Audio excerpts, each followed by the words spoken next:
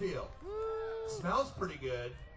You guys are great. I'm so glad we're here to celebrate the victory that we had in the election.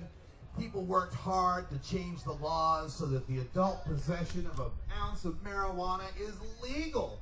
Not decrim, not a fine, not something the cops can harass you over. And you got to see how much of an impact that has made across the country. I have put 60,000 flight miles on this year alone, traveling across this country, doing my show at 420radio.org.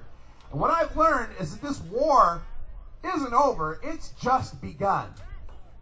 And when we're in a fight against prohibition and against a government that has lied to us and against the police and the DEA that have spied on us and have kept us down and taken our children and shot our dogs and taken our homes and our money and put us in cages for profit, then it's not time to rest. We have poked the bear in the eye and he's upset. There's private prison companies right now that are very upset about passing Washington and Colorado's legalization measures. They're very upset about looking at Alaska and Oregon to legalize in 2014. They're not too happy about the prospects of California and Vermont and Rhode Island and Maine and all these states falling one by one as the wall of prohibition comes down. And you started it. You pushed out that first brick. But in this war, we have to get armed. And whether you like it or not, some of the older listeners out there, you remember the draft. You all were drafted in 1970 when Richard Nixon declared war on you as a cannabis consumer. When they say war on drugs, folks, it ain't war on drugs. It's war on certain American citizens using non-pharmaceutical, non-alcoholic, tobacco-free drugs. That's what the war is on, and you've been drafted in that war. And as a soldier in the war on drugs, to fight back, you got to arm yourself with knowledge, with education. And that's what we do at 420radio.org. We are 24 hours a day. You can get us on TuneIn.com, your TuneIn app, iTunes, YouTube, Ustream, Stitcher. Look for 420 Radio, look for Radical Russ. You'll find us. We're always there to bring you education because we have podcasts not just from the West Coast. We got podcasts coming at you from Texas, from Britain, from Spain, from all over the world, so that you get perspective on what's going on in this war. Because this war is still going on, and people are still getting hurt. Just this past couple of weeks, I've had to do some stories in my headline news that just make me cringe to think if this happened to my mom or my niece. In Texas, 2 women were driving one night when the cops pulled them over, suspected of throwing something out the window, allegedly littering. And on the dash cam, you see as they get them out of the car and they say, well, who's smoking marijuana? Your car smells a lot like marijuana. Who's got the marijuana?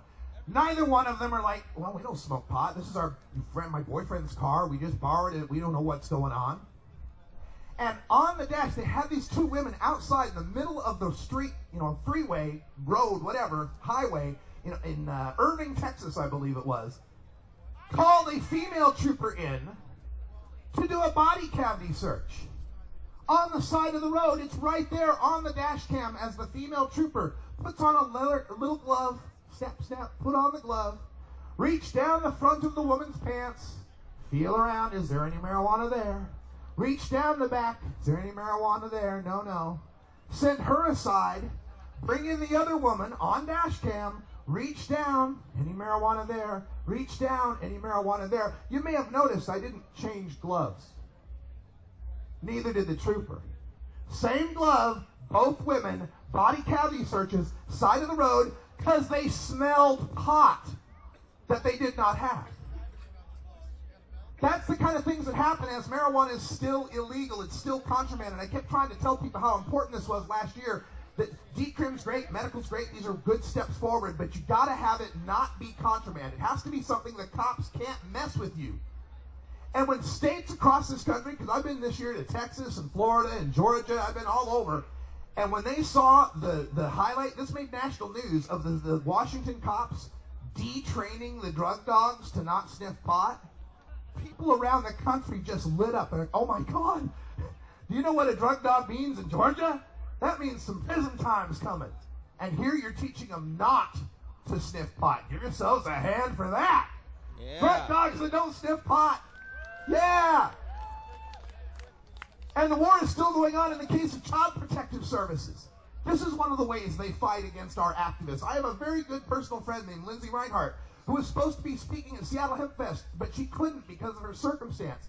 She's in Boise, Idaho, my home state, where it's very, very red, very, very conservative. The legislature in Idaho, get this, actually had a vote to say, we will never, ever, in any way whatsoever, for any reasons whatsoever, legalize marijuana. It's already illegal in Idaho, right? They just had a vote to say, well, damn it, it's going to be illegal forever, damn it. Because of all the states around them. They can see Oregon and Washington legalizing. They can see Montana. They can see Nevada. They can see California. They know they're a little island of ignorance being trapped there. And Lindsay Reinhardt, my friend, has multiple sclerosis, and she stood up to fight. And she stood up to petition with the Idaho Medical Choice Act to get signatures, to get medical marijuana in Idaho. So what did they do? They manufactured a reason for the cops to come over, to come in for a well child visit, and to take her children away, ages 6 and 10. She was in the wilderness in Idaho at the time. She couldn't get the text messages of the babysitter frantically saying, oh my God, the cops are here, they're taking your kids. She comes out of the mountains to get these text messages, your kids are being taken away by the police. And they have effectively forced her to move out of Idaho into Oregon, where she can treat her multiple sclerosis, where she's not a criminal for being sick and trying to use the best herbal, the best medication, forget about herbal, best medication she can find. This is the war that's still going on. So don't relax that, oh man, I can smoke now, it's all legal. That just means we just started, people.